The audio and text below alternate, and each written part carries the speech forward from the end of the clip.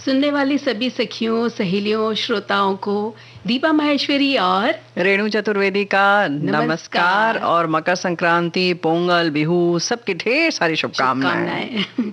आज तो बहुत सारे त्योहार हैं। बहुत सारे त्योहार हैं, बल्कि हमारा देश वैसे तो कहा जाता है त्योहारों का देश है, लेकिन ये एक ऐसा त्योहार है ना दीपा कि हमारा पूरा देश, हर प्रांत, हर कोने कोने के लोग इसे मनाते हैं, है ना? बिल्कुल।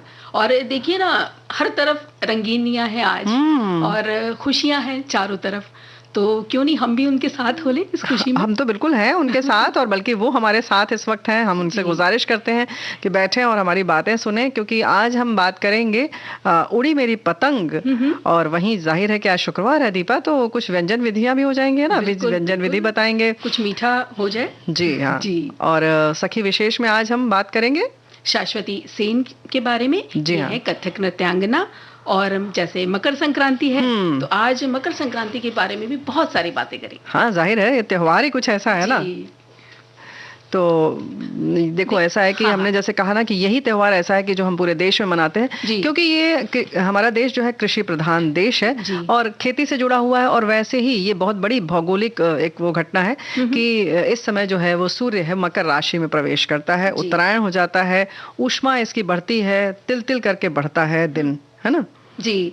यानी कि ये दिन जो है आज चेतना के को जागृत करने का। जी हाँ, बिल्कुल। और शायद यही वजह है, जैसे कि महाभारत में भी सभी ने ये उल्लेख मिला है और जानते भी है बहुत लोग कि भीष्म पितामह जो थे वो शरशैया पर लेटे रहे प्राण त्यागने के लिए, और उन्होंने सूर्य उत्तरायण होने की प्रतीक्षा की थी। तो कितना महत्वपूर्ण दिन है ये आज का। और आज स्नान भी होते हैं कई जगह, गंगा स्नान तो प्रसिद्ध है ही, व्रत करती हैं महिलाएं, करती हैं पुरुष भी करते हैं। बिल्कुल करते हैं। और जैसे कि तुमने कहा भीष्म पितामह जी की बात, तो हमारी साथी ने भी लिखकर भेजा है कि सूर्य के उत्तरायण होने पर ही माघ शुक्ल अष्टमी के दिन स्वेच्छा से शरीर का परित्याग किया था, क्योंकि भीष्म पितामह को इच्छा मृत्यु का वरदान था कि जब वो चाहेंगे तब वो अपना शरीर त्यागेंगे। तो उनका श्राद्ध संस्कार भी सूर्य की उत्तरायण गति में हुआ था। फलतः आज तक पितरों की प्रसन्नता के लिए तिल, अर्घ्य और जल तर्पण की प्रथा जो है मकर संक्रांति के अवसर पर प्रचलित है। और इन सभी मान्यताओं के अलावा मकर संक्रांति पर्व एक उत्साह और भी जुड़ा हुआ है। इस दिन पतंग उड़ाने का विशेष महत्व है। कई स्थानों पर पतंगबाजी के बड़े बड़े आयोजन भी किए जाते हैं। लोग बेहद आनंद और उल्लास के साथ पतंगबाजी करते हैं, इन्होंने लिखा है। वाकई ये बात तो सही है। पतंग महोत्सव होता है, तरह तरह, मतलब विश्व के बहुत सारे जगह से लोग आते हैं, अलग अलग देशों से, और तरह तरह की पतंगे उड़ाते हैं। ये गुजरात में होता है। और जैसे आप बोल रहे थे ना कि इसके भौगोलिक आधार है, त्योहारों के होते हैं, कृषि का भी आधार होता है, वैसे वैज्ञानिक महत्ता भी होती है जी बिल्कुल हर त्योहार की। तो जो आज का दिन है संक्रांति का दिन, तो दिन की अवधि जैसे आप बता रहे थे ना कि दिन की अवधि बढ़ती चली जाती है और रातें थोड़ी अब छोटी होने लगती है, यानी दिन बड़ा और रात छोटी होने लगी। अब दिन बड़ा से मतलब क्या, मतलब कि ज्यादा समय तक हमें सूर्य का प्रकाश मिलेगा और ताप भी अब थोड़े बढ़ेगी, मतलब गर्मी बढ़ेगी, ऊष्मा बढ़ेगी। इसीलिए सूर्य को जो हम हैं विशेष महत्व देते हैं। और उसके पीछे प्राकृतिक कारण भी है कि मौसम का परिवर्तन का ये सूचक भी माना जाता है। बिल्कुल होता है, हो ही जाता है। सूचक क्या है, बिल्कुल सूचना दे देता है कि भाई अब हम तपने वाले हैं और सब लोग रजाई वगैरह थोड़ा थोड़ा किनारे कर दो और हमारी जो ऊष्मा है उसका आनंद लो। और सूर्य की किरणें तो वैसे भी हमारे शरीर को स्वस्थ भी करती हैं। और एक बात और है कि जैसे जैसे सूर्य का प्रताप बढ़ता है, वैसे वैसे नकारात्मक विचारों का भी नाश होने लगता है धीरे धीरे, जी। और सकारात्मकता हमारे अंदर आने लगती है। और इस त्योहार पर खास तौर से ऐसा माना जाता है कि ये पर्व सकारात्मकता का नव प्रभात है और नकारात्मक की संध्या है ये। बिल्कुल। और जो आप बता रही थी कि भौगोलिक महत्व है, तो अगर उसको समझना चाहें रेणु जी तो कैसे समझें? जैसे उत्तर में सूर्य की स्थिति उत्तरायण कहलाती है जी। और दक्षिण में दक्षिणायन कहलाती है। तो मकर संक्रांति लगते ही अब सर्दी गर्म थोड़ी कम होने लगी है और शीतलहर की भी थोड़ी प्रचंडता कम होती चली जी जाएगी। हाँ। यानी जाड़े में थोड़ी कम आ जाएगी, कमी आने लगेगी। तो जैसा आप बोल रहे थे ना कि भाई निकलो रजाई से बाहर, अब काम हाँ। करने का वक्त आ गया है। तो देखिए ना, हम मनुष्यों में भी कितना अंतर आ जाता है, चेतना जागृत होने लग गई है। अब काम की जो हमारी क्षमता है वो उसमें बढ़ती चली वृद्धि होती है, जाएगी। बिल्कुल सही जी। बात है। और ये जो महापर्व है अलग अलग राष्ट्र में, जैसे हमने कहा कि मनाया जाता है, अलग अलग नाम जरूर है लेकिन मान्यता वही है जी। कि सूर्य के प्रकाश और ऊष्मा को हम सम्मान देते हैं और उसका स्वागत करते हैं। धर्म और विज्ञान दोनों ही सूर्य की महत्ता जानते ही हैं, हम सब जानते हैं। जी। और एक बहुत अच्छा सा एक श्लोक हमारे साथी ने लिखकर भेजा है। तिलवत स्निग्धम मनोस्तु वाण्याम गुण गुणवन्माधुर्यम तिल गुड़ लड्डू कवत संबंधेस्तु सुवृत्तत्वम। यानी कि मकर संक्रांति पर तिल समान हम सभी के मन स्नेहमय हो, गुड़ समान हमारे शब्दों में मिठास हो। जैसे लड्डू में तिल और गुड़ की प्रबल प्रतिष्ठा है, वैसे ही हमारे संबंध हो। और इन्होंने लिखा है मकर संक्रांति की हार्दिक शुभकामनाएं। तो बहुत अच्छा लिखा। को भी बहुत बहुत शुभकामनाएं, बहुत अच्छा लिखा है। सूर्य के महत्व की इतनी बातें की हमने रेणु जी, तो एक गीत यहाँ पे सुन ले। हाँ हाँ जरूर, नेकी और पुष्प पुष्प जी।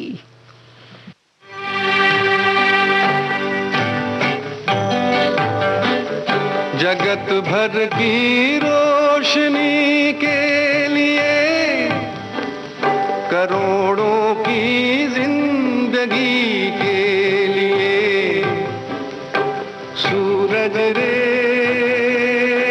जलते रहना, सूरज रे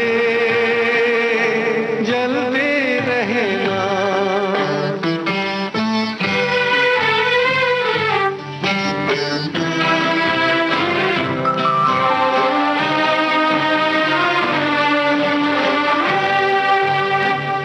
जगत कल्याण की खातिर तू जन्मा है, तू जग के वास्ते हर दुख उठा रे।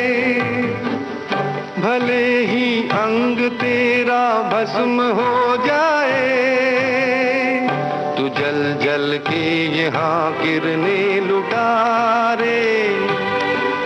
लिखा है ये ही तेरे भाग में कि तेरा जीवन रहे आग में।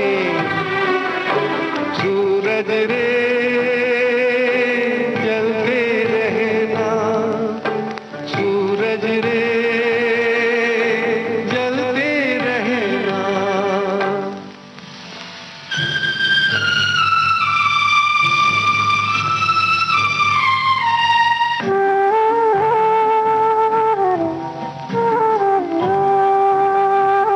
करोड़ों लोग पृथ्वी के भटकते हैं, करोड़ों आंगनों में है अंधेरा। अरे जब तक न हो घर घर में उजियाला, समझ ले है अधूरा काम तेरा। जगत उद्धार में अभी देर है, अभी तो दुनिया में अंधेर है। सूरज रे जलते रहना, सूरज रे जलते रहना। जगत भर की रोशनी के लिए, करोड़ों की जिंदगी के लिए, सूरज रे जलते रहना, सूरज रे जलते रहना।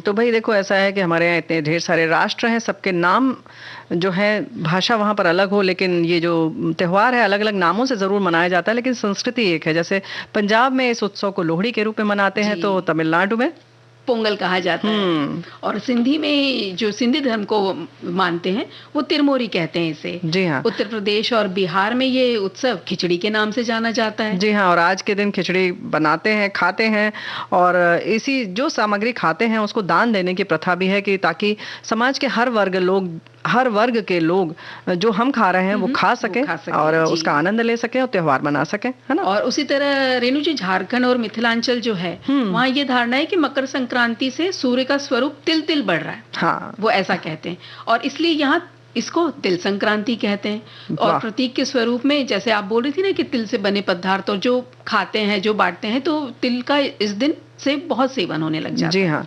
हरियाणा, हिमाचल प्रदेश में माघी और असम में भोगाली बिहू के नाम से ये त्योहार मनाते हैं। तो कश्मीर में शिशुर संक्रांत कहलाता है ये त्योहार। जी, महाराष्ट्र में तिल से बने मिष्ठानों का वितरण करते हुए ये त्योहार मनाते हैं। और वो कहते भी है ना, तिल गुड़ घ्या आणि गोड़ गोड़ बोला। हाँ, यानी कि तिल गुड़ आप खाइए और खूब मीठा मीठा बोलिए। जी। कर्नाटक में मकर संक्रमण भी इसे कहते हैं, और राजस्थान में सुहागिने घेवर, लड्डू, मट्ठी अपनी सासू माँ को बायने के रूप में देती हैं और उनको सम्मान देती हैं।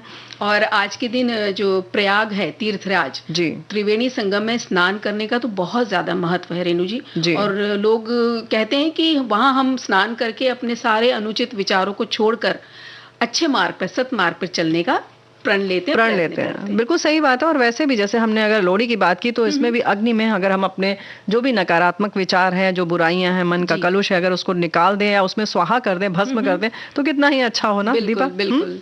गुजरात तो हमसे छूट ही गया। नहीं, हमने पहले ही कहा था कि वहां पर पतंग महोत्सव होता है, और विदेश से भी वहां पर बहुत सारे तरीके की पतंगे आती हैं। यहाँ तक कि बहुत लंबी लंबी ऐसे ट्रेन की आकृति में लोगों का चेहरा, बहुत सारे मिकी माउस और बड़े बड़े कार्टून के रूप में बड़ी बड़ी पतंगे उड़ती हैं, और देखने लायक होता है। नदी के किनारे भी मेला लगता है, और बहुत सुंदर व्यवस्था होती है।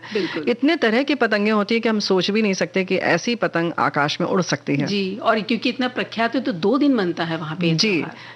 तो पहले दिन के त्योहार को तो उत्तरायण कहते हैं, और दूसरे दिन जब उसे मनाते हैं तो कहते हैं बासी उत्तरायण। जी।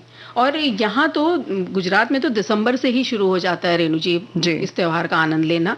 और ऊंधियो और तिल गुड़ से बनी चिक्की, ये तो पूरे देश में हमारे प्रख्यात है। हाँ, ना, ये बिल्कुल सही बात है। और तिल के व्यंजन हो या गुड़ का विशेष महत्व है, क्योंकि ऊष्मा देता है, गर्माहट देता है, हमारे रक्त को शुद्ध करता है, और हीमोग्लोबिन भी बढ़ाता है। तो ये बहुत अच्छा है। तो गुड़ के केवल ये ऐसा नहीं, लैया का लड्डू होता है, बाजरे के, और सब तरह के लड्डू बनते हैं।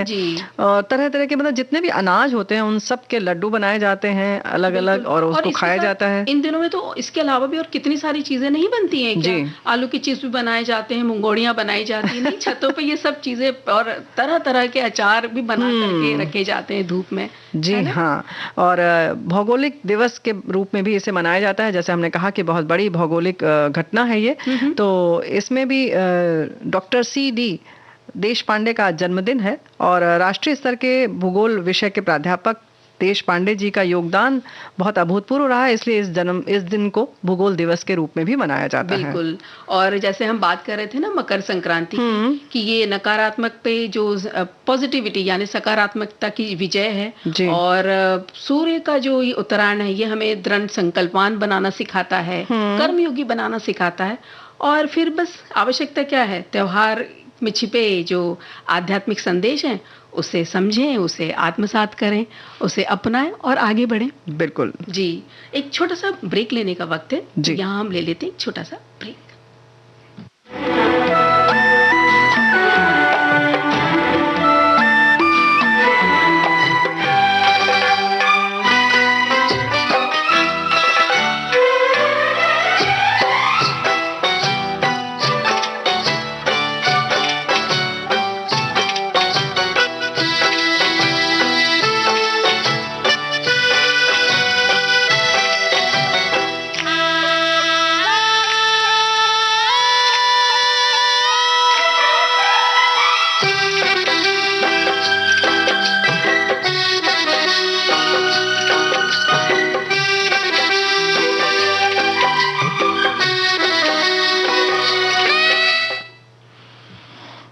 तो भाई जैसे कि मान्यताओं की बात हो रही है, वहीं हमने भौगोलिक स्थिति की बात की, तो हमारे एक साथी ने लिखकर भेजा है कि मकर संक्रांति के दिन सूर्य धनु राशि से निकलकर अपने पुत्र शनि की राशि मकर में प्रवेश करते हैं।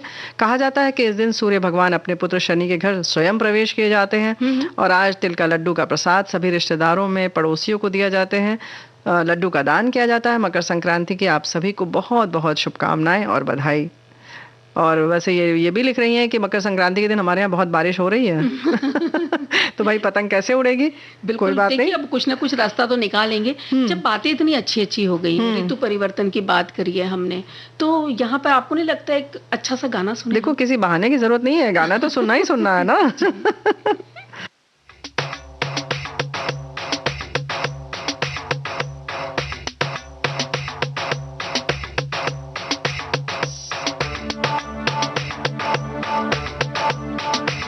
रुत आ गई रे, रुत छा गई रे, रुत आ गई रे, रुत छा गई रे, रुत आ गई रे, रुत छा गई रे, रुत आ गई रे, रुत छा गई रे।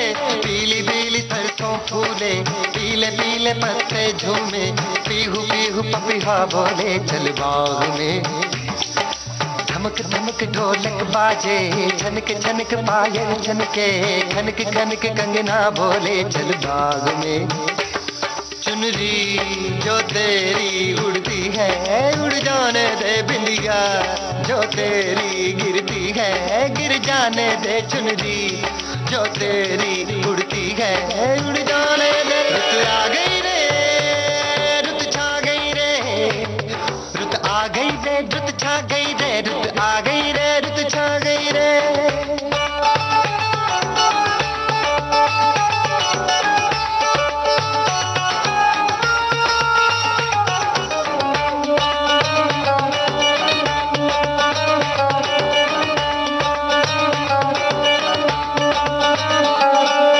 गीतों की मौज आई, फूलों की फौज आई, नदिया में जो धूप घुली सोना बहा। अम्बुआ से है लिपटी एक बेल बेले की, तू ही मुझसे है दूर आ पास आ। मुझको तू सांसों से झूले, झूल इन बाहों के झूले, प्यार थोड़ा सा मुझ दे के मेरे जानो दिल तू ले। रुत आ गई रे, रुत छा गई रे, रुत आ गई रे, रुत छा गई रे, रुत आ गई रे, रुत छा गई रे। पीली पीली सरसों फूले, पीले पीले पत्ते झूमे, पीहू पीहू पपीहा बोले चल बाग में। धमक धमक ढोलक बाजे, छनक छनक पायल छनके, खनक खनक कंगना बोले चल बाग में। चुनरी जो तेरी उड़ती है, उड़ जाने दे बिंदिया, जो तेरी गिरती है, गिर जाने दे चुनरी, जो तेरी उड़ती है, उड़ जाने दे। रुत आ गई रे, रुत छा गई रे, रुत आ गई रे, रुत छा गई रे, रुत आ गई रे, रुत छा गई रे।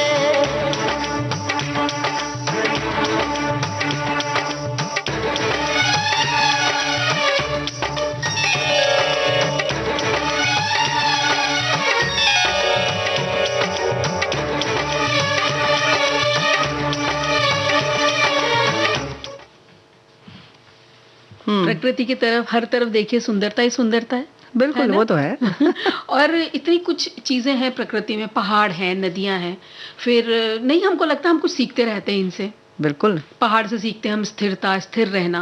फिर देखिए ना, घने वृक्ष जहाँ दिखते हैं तो हमको हमारे नहीं, जब हम छोटे थे तो हमारे माता पिता सिखाते थे भाई इनसे सीखो कि दूसरों के लिए कैसे जीना होता है, शेयरिंग करना सीखो इनसे। सही। सूर्य चंद्रमा को जैसे देखते हैं तो समयबद्ध होना सीखते हैं हम। जी हाँ, अनुशासन में रहना सीखते हैं। जी। और जब नदी को दिखाते हैं, नदी देखते हैं तो लगता है कि हाँ ऐसे ही बहते रहना चाहिए, जीवन भी ऐसा ही होना चाहिए, चलते कहीं रहना चाहिए। थमना नहीं चाहिए, कहीं रुकना नहीं चाहिए। बिल्कुल सही है। और ये जो माह आता है, संक्रांति का माह, तो एक अलग सा उत्साह आनंद लेकर आता है रेणु जी। जी हाँ, बिल्कुल सही बात है। आशावादिता सिखा जाता है हमको। और संक्रांत का समय हो, गुनगुनी धूप हो, हाथ में तिल गुड़ जब लिए हुए हम अपनी नजर आकाश की ओर उठाते हैं ना दीपा, तो लगता है कि लगता क्या है, पूरा आसमान जैसे रंग बिरंगा सा दिखता है, जैसे किसी ने कुछ चित्रकारी कर दी हो। रंग बिरंगी पतंगे दिखती हैं। पतंग और जीवन का रिश्ता भी वाकई बहुत अनूठा है। पतंग देखो तो लगता है कि हम ही कहीं उड़ रहे हैं। हर पतंग एक डोर के सहारे अटखेलियां करती दिखाई देती है आकाश में, और हम धरती पर खड़े उसे थामे रहते हैं। तो कहीं ना कहीं ये लगता है कि हम उड़ जरूर रहे हैं, या यूं कहें कि हम अपनी जिंदगी जी रहे हैं, लेकिन डोर किसी और के हाथ में है। हाथ में जी। तो मतलब यूं देखा जाए तो सबसे सस्ता खिलौना ही है। हाँ बिल्कुल, है ना।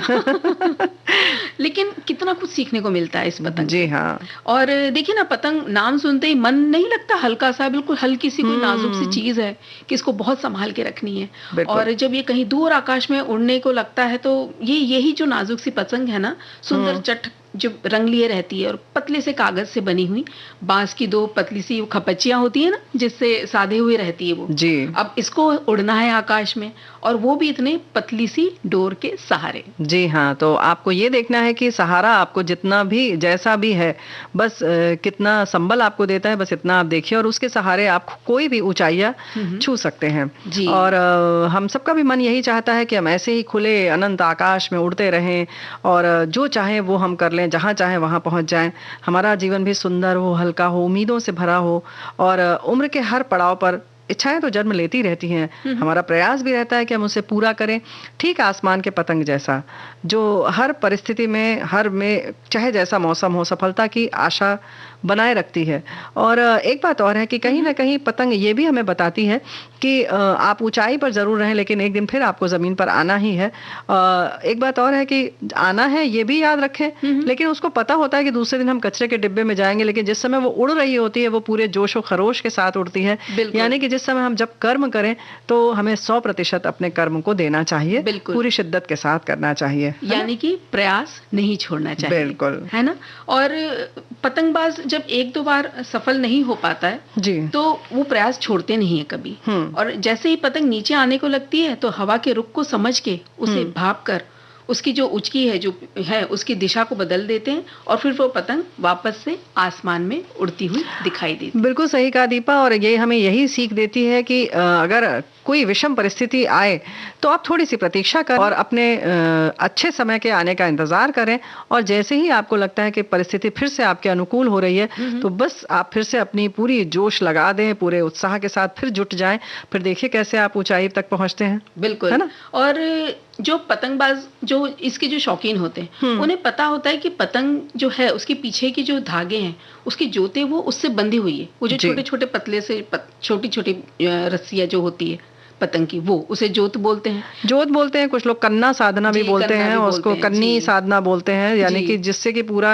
एक पतली वाली जो डोर होती है उससे पहले वो जो लगी होती है तराजू जैसा उसको बना देती है, उसका संतुलन बनाती है, और कभी दाईं तरफ झुकती है, कभी बाईं तरफ झुकती है। और बड़े जो कहना इसके विशेषज्ञ लोग भी होते हैं ना दीपा, तो उन्हें पता होता है कि अगर दाईं तरफ झुक रही है तो बाईं तरफ कैसे उसमें एक आध धागा बांध देते हैं, या छोटा सा कागज चिपका देते हैं, हाँ, तो कहते हैं इधर वजन बढ़ा दो, इधर वजन कम कर दो, इधर एक गांठ लगा दो, उधर एक गांठ लगा दो। मतलब इसका भी अलग विज्ञान ही है ना। बिल्कुल। और वो जब कर रहे होते हैं, जिन्हें बहुत शौक है, हमें समझ नहीं आता ये कर क्या रहे हैं। हाँ। लेकिन हाँ, उसके बाद जब पतंग उड़ाते हैं तो वो सच में ऊपर तो जाती है, बिल्कुल सधी हुई रहती है। या यूं कहें कि जिस समय वो उसे साधते हैं या ठीक करते हैं तो ऐसे लगता है जैसे पतंग से वो बात कर रहे हैं, और उन्हें पता है कि पतंग को इस समय किस तरफ वजन चाहिए, किस तरफ हल्कापन चाहिए, किस तरफ गांठ चाहिए, किस तरफ धागा लंबा करना है, किधर कम करना है। मतलब सब चीजें संतुलन की बात पर है ना जी। यानी कि रिश्तों की अहमियत भी इन्हीं कन्नियों की तरह, जोतों की तरह जी हाँ। बहुत नाजुक धागे से ये बंधी तो है, लेकिन और कोई भी रिश्ते को आप ले लीजिए, ठीक से अगर बंधे हो, जोते अगर उसमें, कन्या उसमें संतुलन हो तो जीवन में गोते तो देखिए आएंगे। हर एक के जीवन में कभी ज्यादा कभी कम आते तो हैं। तो ये जो सामंजस्य रूपी जोता है या ये कन्नी है, इससे बंधा रहे तो परिवार का जो सामंजस्य है वो भी बना रहेगा, और फिर पतंग देखिए आपके जीवन की कैसे आसमान में उड़ती है। बिल्कुल। तो एक गीत सुन लेते हैं, फिर आगे बढ़ते हैं, है ना। पतंग की बात चलती रहेगी। बिल्कुल। एक तेरा साथ हमको दो जहां से प्यारा है। एक तेरा साथ हमको दो जहां से प्यारा है। तू है तो हर सहारा है। ना मिले संसार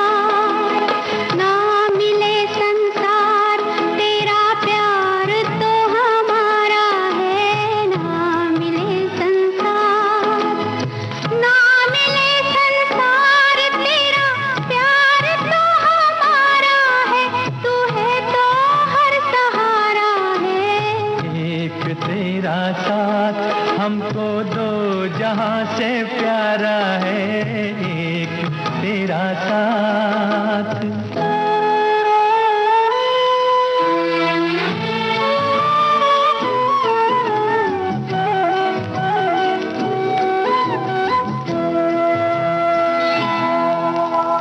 हम अकेले हैं, शहनाइयाँ चुप हैं, तो कंगना बोलता है।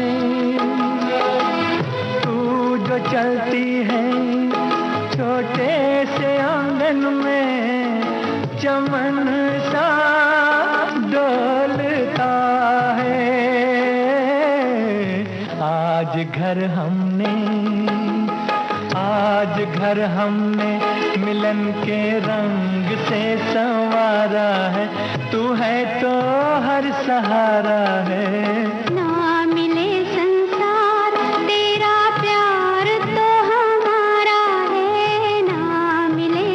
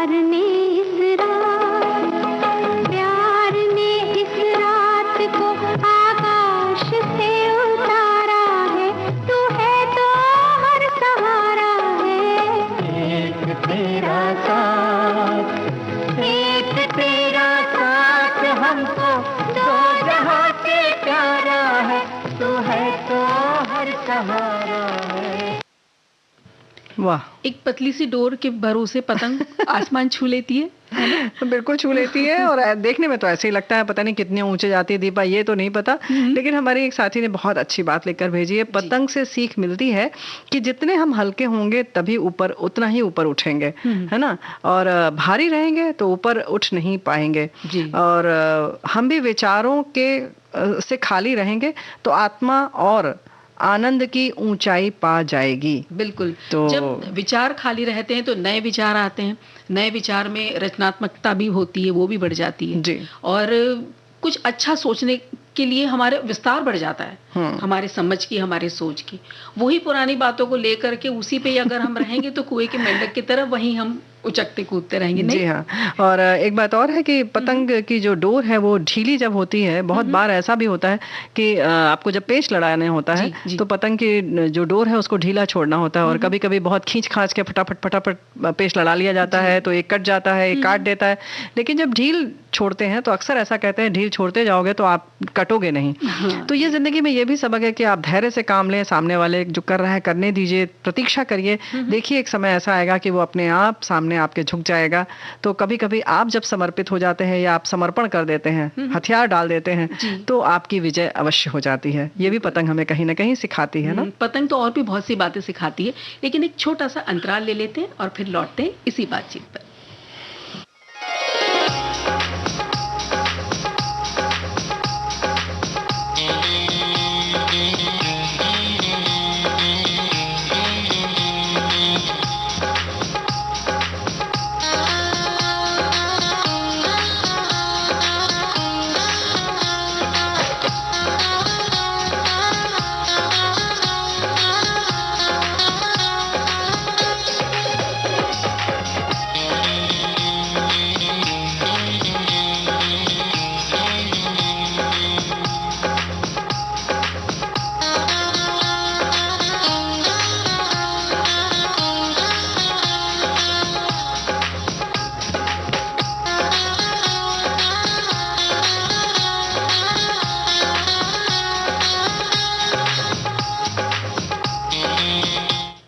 ब्रेक के बाद रेणु जी फिर हम हाजिर हैं।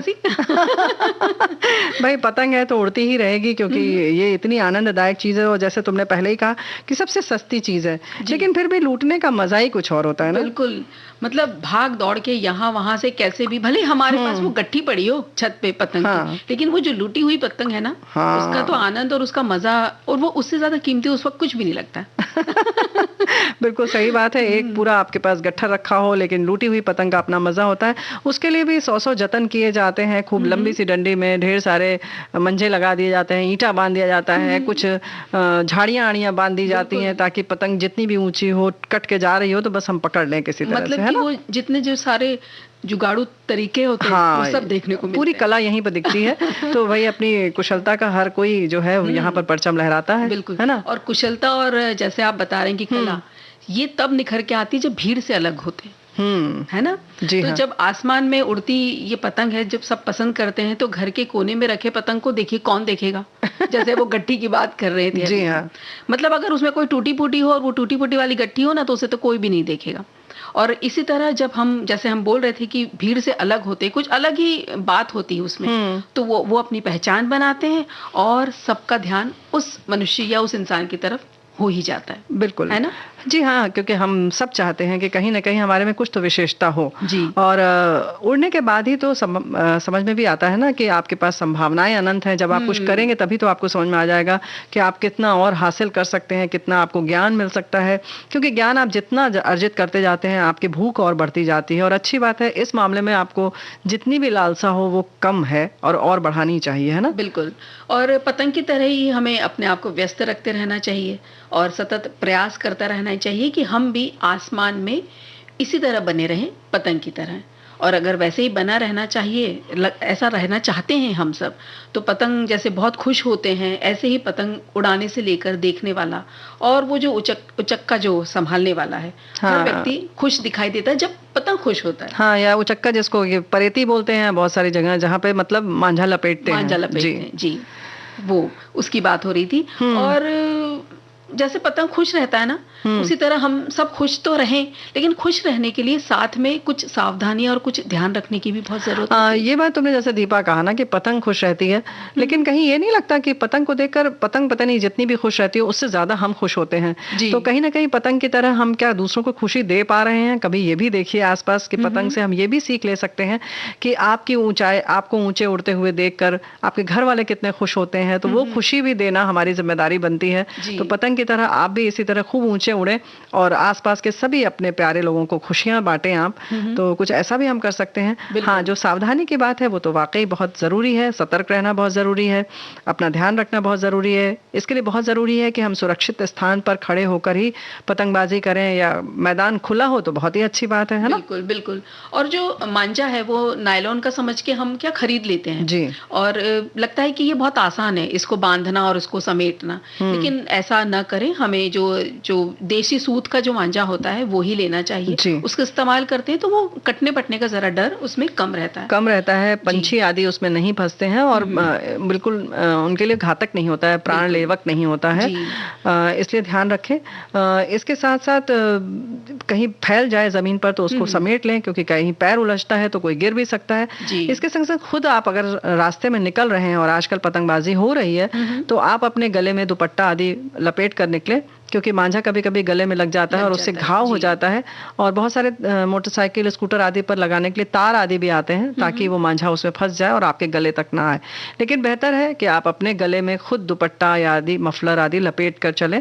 और हेलमेट तो आपको वैसे भी पहनना है अपने यातायात के नियमों के हिसाब से, है ना। और ये जो पर्व है बच्चों को बहुत मजा आता है। हाँ, वो तो आता है। सारे बड़े ऊपर होते हैं और सब लोग इतने अपने अपनी खुशियों में खो जाते हैं ना कि उस वक्त उस दिन तो बच्चों पे भी थोड़ा ध्यान कम चला जाता है बड़ों का। बच्चों को लगता है यहाँ भाग ले वहां भाग ले, तो इसका भी बहुत ध्यान रखना वो किसी मुंडेर पे न चढ़ जाएं, या पानी की टंकी के ऊपर वो छत होती है ना छोटी सी, और ऊंचाई पर वो जाना चाहते हैं तो वो सबको लगता है कि हम वहां चढ़ के वहां से उड़ाएं, क्योंकि वहां सबसे ज्यादा हवा आती है ना। जी तो ये इसका भी ध्यान रखना है कि भाई अगर बच्चा जा रहा है, नहीं मान रहा है, तो कोई बड़ा उसके साथ बिल्कुल खड़ा रहे। बच्चे को उसका त्योहार जरूर मनाने दे पूरी तरह से, लेकिन पूरी सावधानी के साथ किसी एक की नजर सतत उस बच्चे पर होनी चाहिए। बिल्कुल सही तुमने कहा। और जैसे कि आपने बताया कि अटकलें जब लग जाती है तो बहुत जोर से ना खींचें। जी। कभी जब वो पेंच लड़ाते हैं तो अटक लेने लग जाती हैं जी। और फिर हमको खींचने लग जाते हैं जोर जोर से। तो ये जी। मांझे को जोर से नहीं खींचना है। हो सकता है उधर दूर हमें नहीं दिख रहा है कि कोई खड़ा है या किसी के को लग रहा है, या किसी के, जैसे आपने बात की कि दुपट्टा, या किसी के हाथ पे या कहीं पे शरीर के किसी हिस्से पे भी वो अटक सकता है। तो जोर से ना खींचें, इससे नुकसान हो सकता है। फिर अब क्योंकि पतंग उड़ा रहे हैं तो कोई शाम के वक्त तो उड़ाया नहीं जाता, ये धूप में नहीं, शाम को भी उड़ाया जाता है। गुजरात की अगर हम बात करें तो शाम को अलग ढंग से उड़ाया जाता है। उत्कल उड़ते हैं वहां पर, और तुक्कल उड़ाए जाते हैं, और उसके संग संग पतंग की डोर में नीचे एक एक वो दिए टाइप के लगा के और खूब उनपे मतलब उनके असंख्य वो लगाकर और उनको उड़ाते हैं, और इस तरह से बहुत अलग नजारा होता है। बिल्कुल जी। तो हमारा कहने का ये मतलब था कि तेज धूप में आप उड़ा रहे हैं तो धूप का चश्मा जरूर लगा लीजिए, क्योंकि चक्कर आ जाते हैं किन्हीं। हाँ, क्योंकि उस समय आप आनंद में होते हैं, आपको ये पता नहीं चलता कि आपके शरीर में, क्योंकि खाने पीने का तो होश नहीं रहता, और खा भी लेते हैं तो पानी तो बिल्कुल नहीं याद रहता है, तो ऐसे में चक्कर आने का बहुत ही रहती है संभावना। तो बेहतर है कि आप इन सब चीजों का ध्यान जरूर रखें, है ना। बातें इतनी हो रही है तो ऐसा मन कर रहा है एक पतंग का। बिल्कुल। अच्छा, मुझे लगा पतंग उड़ाने चलना।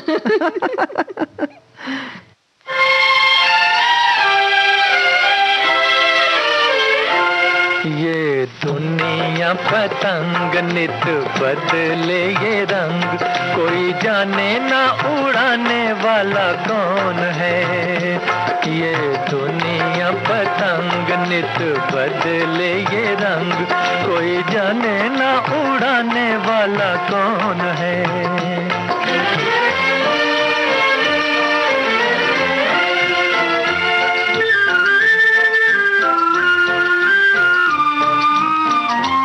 इंसाफ का ख्याल ना है प्यार का सवाल, कोई दोस्ती करे ना तलवार से कभी।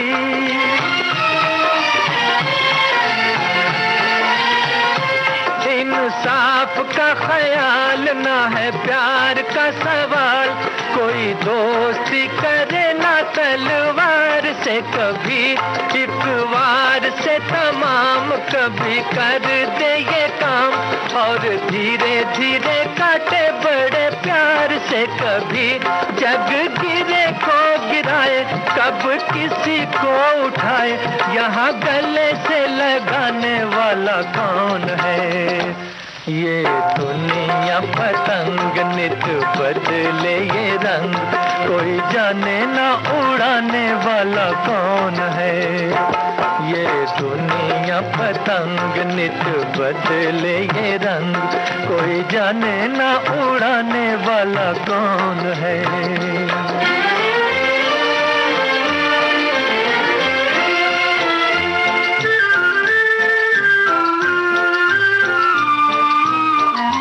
ये है दुनिया की रीत, बने किसी की ना मीत, कोई चीज भी है प्रीत नहीं इसको पता।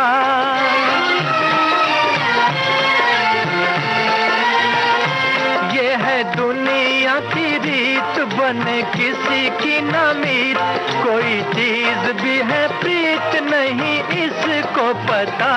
ये है झूठ की गुलाम, झूठ सुबह झूठ शाम, कबूल से ना करे ये किसी का भला। यहाँ मिलता है नेक कोई लाखों में एक, पर उसे अपनाने वाला कौन है। ये दुनिया पतंग नित बदले ये रंग, कोई जाने ना उड़ाने वाला कौन है।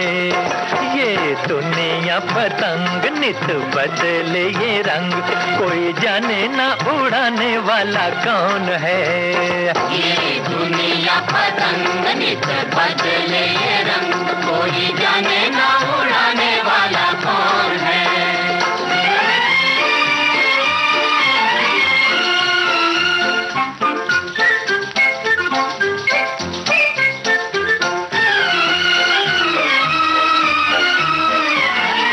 सब अपनी उड़ाए ये जान न पाए, कब किसकी चढ़े किसकी कट जाए। किसको पता रुख बदले हवा और डोर इधर से उधर हट जाए।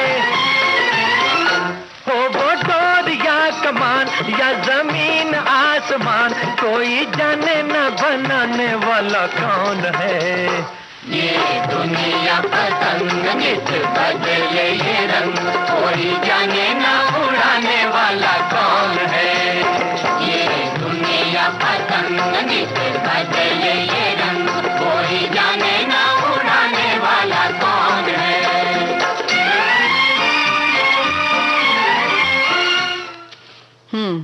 तो ये दुनिया भी पतंग की तरह है।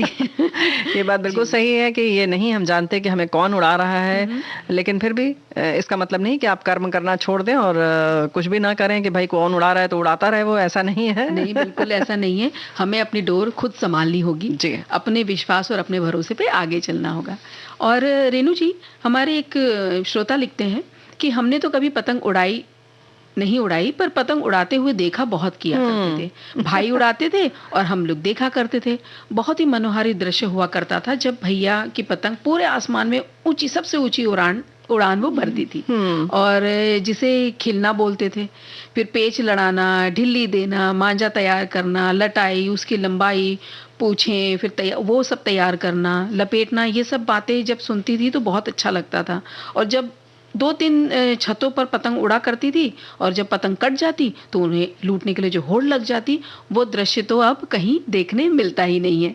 तो बस अब ये जो तीज त्योहार हैं उन्हें लगता है कि मनाने भर के रह गए हैं कहीं ना कहीं, और आयोजन के रूप में भी मनाने लग गए हैं। एक जगह इकट्ठे होकर लोग पतंग उड़ाते हैं, तो वो भी बहुत अच्छा लगता है। ये बात बिल्कुल सही है। हर छत पर बिल्कुल रौनक रहती है और बहुत सारी जगह पर तो लोग ढोल वाले बैठा देते हैं, ढोल नगाड़े बज रहे होते हैं, कहीं साउंड सिस्टम लगा दिया जाता है, तो अलग नज़ारा रहता है, खूब मजे लिए जाते हैं। और ये जो हो रही है, बार बार की पतंग उड़ती है और किस तरह से अटखेलियां खेलती है, तो हमारे देश में नृत्य का भी बड़ा महत्व है। ऐसे लगता है ना, पतंग नृत्य कर रही है आकाश में, खुले आकाश में, इतने उसमें। तो आज हम सखी विशेष में शाश्वती सेन कथक नृत्यांगना के बारे में बात करने जा रहे हैं। और ये जो नृत्य का इतिहास है रेणु जी, ये बहुत ही पुराना है हमारे देश में। समृद्ध और अपने इतना संस्कार है हमारे देश में कि अगर आप इसके बारे में जानना चाहें ना कि कितना पुराना है, तो ये प्रागैतिहासिक मतलब हिस्टोरिक एरा से भी मिल जाएगा कि नृत्य हुआ करते थे तब भी, उस जमाने में भी। जी हाँ, हमारे देश की कला और संस्कृति कई प्रकार के नृत्य शैलियों से परिपूर्ण है और इसमें से एक है कथक, जो कि उत्तर भारत में प्रचलित प्रमुख शास्त्रीय नृत्य है और हमारे देश के सर्वाधिक आकर्षक नृत्यों में से एक भी है। जी, और कथक को आकाश की ऊंचाइयों तक पहुंचाने में बहुत से नर्तकों की उल्लेखनीय भूमिका रही, जैसे गोपी कृष्ण जी, सितारा देवी जी, पंडित बिरजू महाराज जी और शाश्वती सेन जी।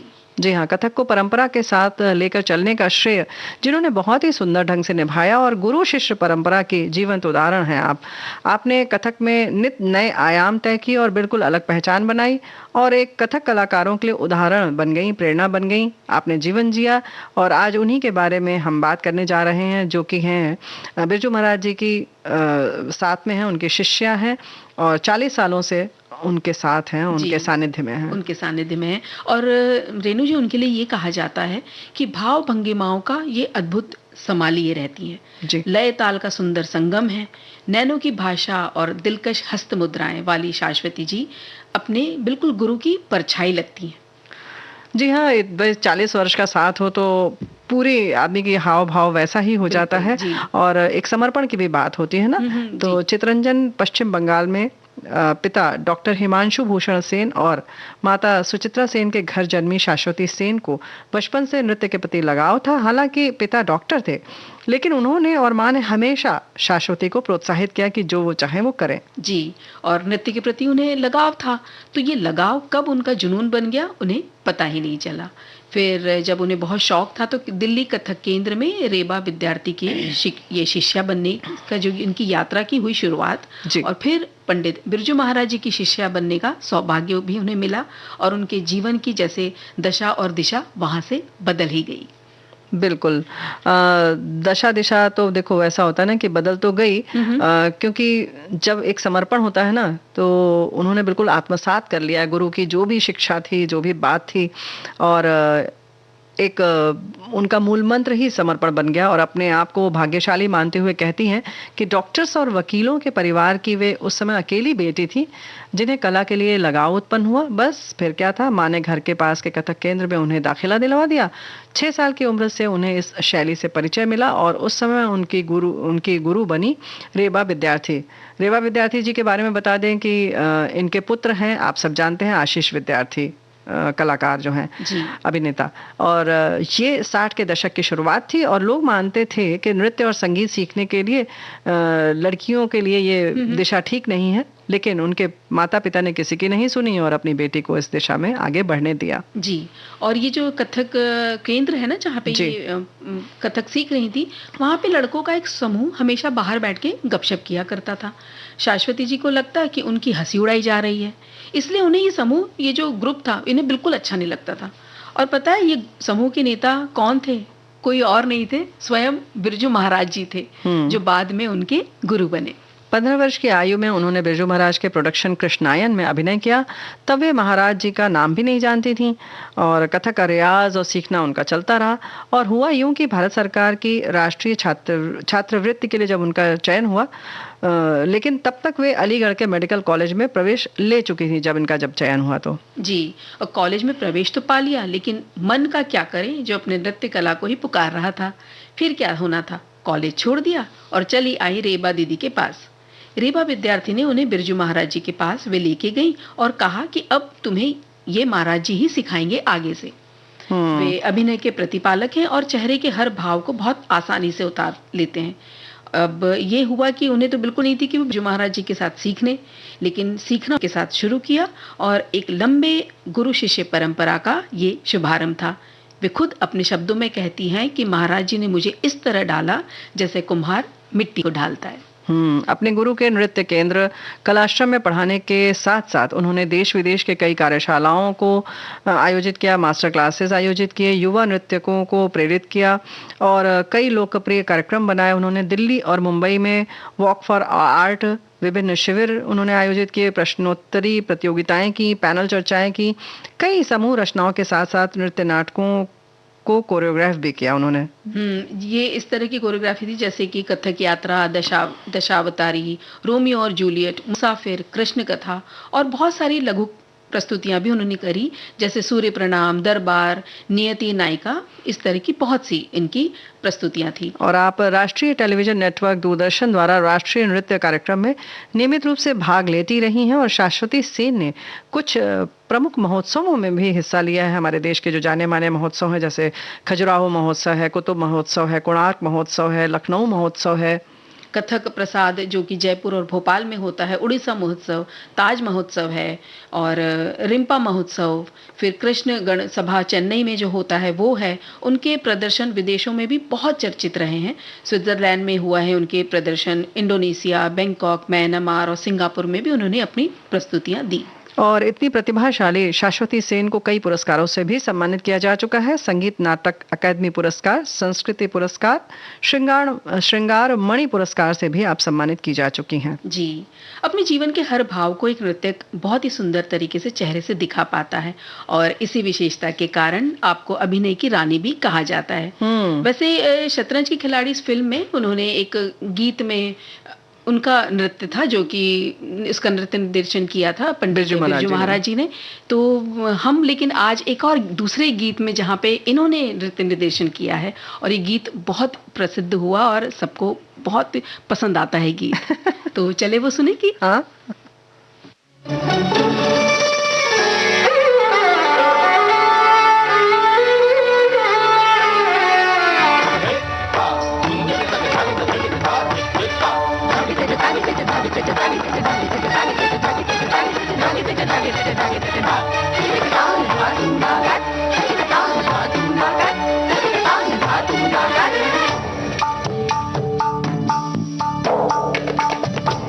मालती गुंधाए जैस प्यार घुगवारे, मालती गुंधाए जैस प्यार घुगवारे, मुख दामिनी सितम खत चाल मतवारी, चाल मतवारी, चाल मतवारी।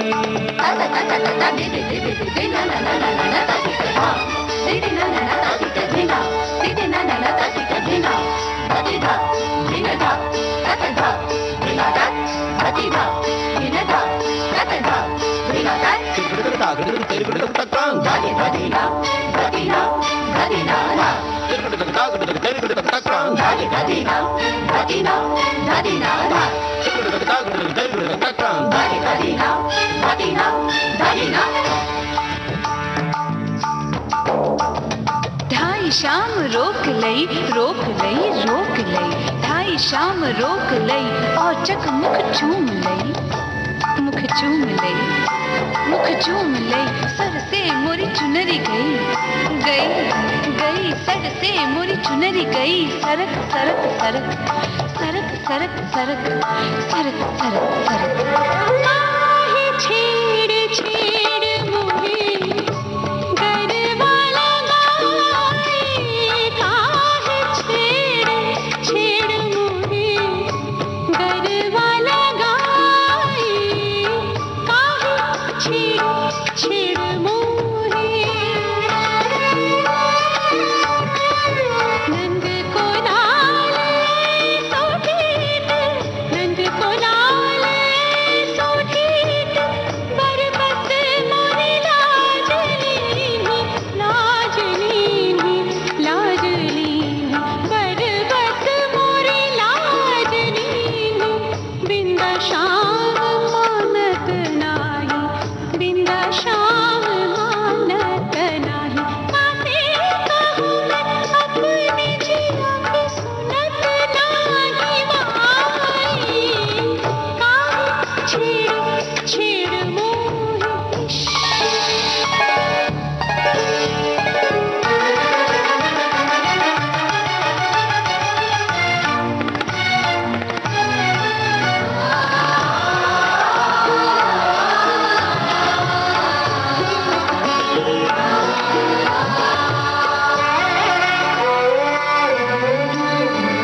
दधकी भरी मटकी, दधकी भरी मटकी, दधकी भरी मटकी लई जात रही डगर बीच, आहट सुन, आहट सुन, आहट सुन, जियरा गयो धड़क धड़क धड़क, धड़क धड़क धड़क, धड़क धड़क धड़क।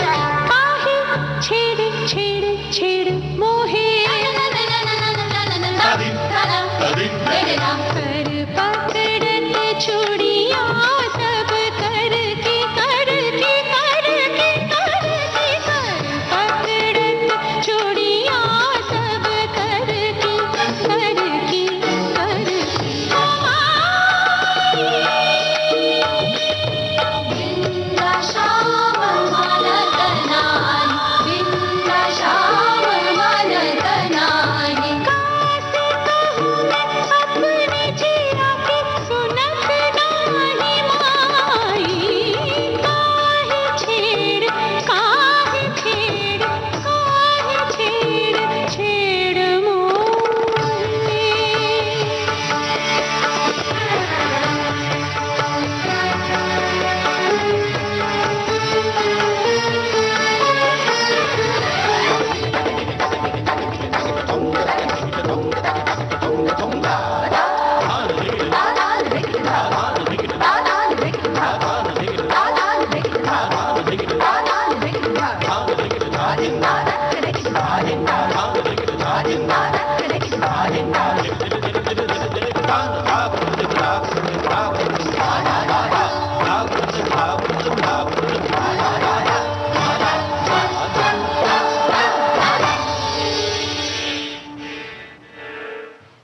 मंत्रमुग्ध हो जाते हैं ना।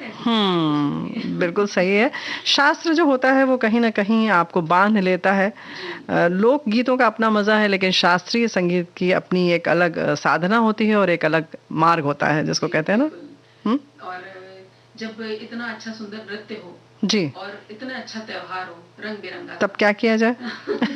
मीठा तो कुछ होना चाहिए। आपको नहीं लगता ऐसा? कि मीठा होना चाहिए? बिल्कुल होना चाहिए। लेकिन हमारे एक साथी ने एक और त्योहार की बात इसमें जिक्र की है कि मकर संक्रांति, उत्तरायण, पोंगल, लोहड़ी और खिसर की हार्दिक बधाई और शुभकामनाएं।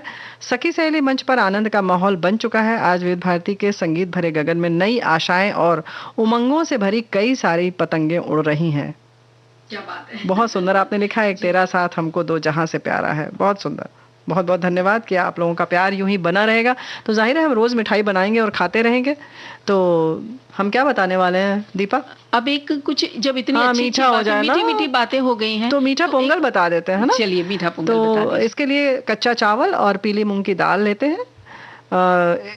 चावल किसी भी तरह का हो सकता है, खास नहीं चाहिए इसके लिए। 1 कप कच्चा चावल और अगर है तो आधा कप मूंग की दाल लेंगे और दाल को पैन में थोड़ा सा सेक लेंगे, भून लेंगे उसको जी। और पानी 4 कप और थोड़ा सा नमक, चुटकी भर नमक डालना है क्योंकि ये वैसे मीठा है लेकिन थोड़ा सा डालना है। जी। और कुकर में डाल दें चावल और भुने हुए मूंग की दाल डाल दें और उसके बाद पानी और नमक और पकने के लिए चढ़ा दें। करीब 5 सीटी ले लें और कुकर ठंडा होने पर अच्छे से मसल कर इसको अलग रख दें। अब बनाते हैं गुड़ की चाशनी। ये तो हो गया, एक चीज तैयार हो गई। गुड़ की चाशनी के लिए गुड़ लेंगे 1.5 कप और पानी 2 कप। एक पैन में गुड़ पानी डालकर और धीमी आंच पर इसको थोड़ा सा गलने तक चलाते रहेंगे, उबाल लें और फिर अच्छी उबाल आने पर गैस बंद कर दें, यानी जो भी आंच है उसको बंद कर दें। चाशनी को कुकर में पके हुए चावल के साथ मिला दें। साथ ही हम डालेंगे सूखे मेवे और इसके लिए किशमिश ले लेंगे, काजू ले लेंगे और जो भी आप चाहते हैं, बादाम आदि। तो उन सबको पहले थोड़ा सा, किशमिश को तो नहीं, हाँ काजू बादाम जो भी आप डालना चाहते हैं, चिरौंजी, उन सबको हल्के से घी में तल लें और फिर उसमें मिला लें। जब चाशनी अच्छे से मिलाकर एक साथ बन जाए तब तले हुए सूखे मेवे डाल दें और थोड़ी सी इलायची पाउडर भी डाल देंगे तो और अच्छा लगेगा। अब जब पोंगल अच्छे से एक साथ हो जाए तो एक कटोरे में निकाल कर ऊपर से थोड़ा सा सूखा मेवा और सजा सकते हैं। ये आपकी रचनात्मकता पर निर्भर करता है कि किस तरह से आप परसती हैं। और ये इतना अच्छा लगता होगा, बहुत स्वादिष्ट है। ये बनाया था इस साल तो नहीं, बहुत पहले बनाया था। नहीं, मीठा चावल बहुत अच्छा लगता है और गुड़ के साथ इसका विशेष वो है। पहले लोग इसको लोहे की कढ़ाई में बनाते थे और उसका अलग ही स्वाद होता था। और एक वो होता था ना गोल सा छोटा सा, जो हमारे घर में तो डेगची बोलते हैं, तो वो कढ़ाई की तरह सुराहीदार, उसके अंदर इसका स्वाद बहुत अच्छा आता है। बिल्कुल। और इसी तरह से नमकीन अगर कभी आप बनाना चाहें तो इस वक्त अपनी जो पापड़ की लोइयां होती हैं वो मिलती हैं बाजार में, या चाहे तो आपके घर में बनाना आता है तो आप पापड़ की लोइयां बना लीजिए, उड़द की दाल वाली, उड़द की दाल वाली, या चाहे तो आप मूंग की दाल वाली भी बना सकते हैं। चने की भी पापड़ी बनती है। तो कोई भी आप जो घर में पसंद करते हैं वो लोई आप ले लीजिए। तो एक लोई की छोटी सी पूड़ी बनाई, पूड़ी से थोड़े से छोटा आकार लीजिए, मतलब साइज थोड़ा छोटा हो उसका, और एक और उसके 2 ऐसे आपने लोई को बड़ा कर लिया, पूड़ी से थोड़े छोटे आकार का। अच्छा, 2 पूड़ियां। हाँ जी। तो उनमें बीच में आपने एक मसाला तैयार करा, तेल के अंदर लाल मिर्च, नमक और भुना हुआ जीरा, ये आपने मसाला तैयार करा, मतलब ये समझिए एक तरह का स्टफिंग हो गया। तो ये दोनों लोई के बीच में आप इसको लगा दीजिए और अब दोनों पूड़ियां आपने एक के ऊपर एक रख दी और कोने से एकदम बिल्कुल बहुत अच्छे से दबा दीजिए। दबाने के लिए अगर जरूरत पड़े तो जरा सा पानी लगाइएगा हाथ की उंगली में, चारों तरफ गोलाकार उसमें घुमा दिया और उसको दबा दिया। अब इसको सेक लीजिए आप तवे पे। उसके बाद बेलना नहीं है, सिर्फ चिपका देना है उसको, मसाले को। अच्छा, नहीं है। अब इसको आप सेक लीजिए जैसे कि हम अपने फल के रोटियां जैसे हम गैस पे सेकते हैं, बिल्कुल वैसे सेक लीजिए। पहले तवे पर, फिर उसके बाद रोटी? तवे पर नहीं, डायरेक्ट गैस पे। हमें जैसे हम फुलाते हैं ना रोटियों को, बिल्कुल उसी तरह उसको सेकिए। सीखने के बाद वो तुरंत उसके ना अंदर ऊपर से गोले गोले सिकने के आ जाएंगे और बहुत जल्दी से वो सिक जाता है। इसको फिर आप हल्का सा एक तरफ से फाड़ दिए और वो अंदर का मसाला खोलिए, मतलब एक तरफ से खोलना है। अब आप ऊपर से शुद्ध घी डालिए और फिर इसको आप खाइए चाय के साथ। वाह, क्या बात है, बहुत ही स्वादिष्ट लगता है। और ये इस मौसम में बड़ी सारी जगह बनाया जाता है। हमारे घर के मतलब हमने आसपास में भी देखा है कि बड़े बुजुर्ग बनाते हैं और इसे खाते हैं। क्या बात है। तो चलो, कहीं भी खाया जाता हो हम भी इसको खा सकते हैं, तो उसका आनंद लेंगे। लेकिन फिलहाल लगता है समय समाप्त होने वाला है, बातें तो बहुत सारी हैं। तो आज लेते हैं विदा और अपने श्रोताओं को हम देते हैं नमस्कार। तो दीपा माहेश्वरी और रेणु चतुर्वेदी का नमस्कार।